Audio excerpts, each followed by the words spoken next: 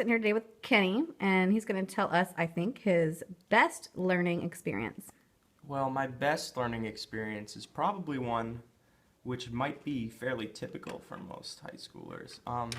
I was studying cells and learning about the differences between plant and animal cells. And what my favorite science teacher did in sophomore year was we had to build these model cells out of foam blocks and label all the parts with toothpicks. And because it was so hands-on and so interactive, I got the most out of it, and I still remember all the different parts of cells and differences between plant and animal cells. And I think that it's experiences like that that make education meaningful.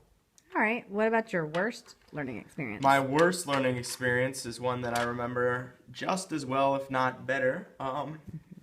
In 7th grade, my teacher mysteriously disappeared from the school I was at, and I had a substitute for almost an entire year. And her name was, well, I'll keep her name out of this, but I'm sure she's long gone now. She was a very old woman at the time, but she would basically sit at the desk, hand us a textbook and a worksheet, and tell us to get started.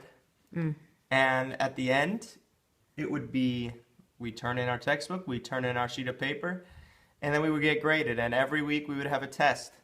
And the one thing that made this even harder of an environment to learn in would be the fact that her classroom management was non-existent. So the class was always in the midst of a riot, you could say. So it was very hard for an impressionable young Mr. Whistler to learn in an environment where there are so many different things going on and no one there to support me.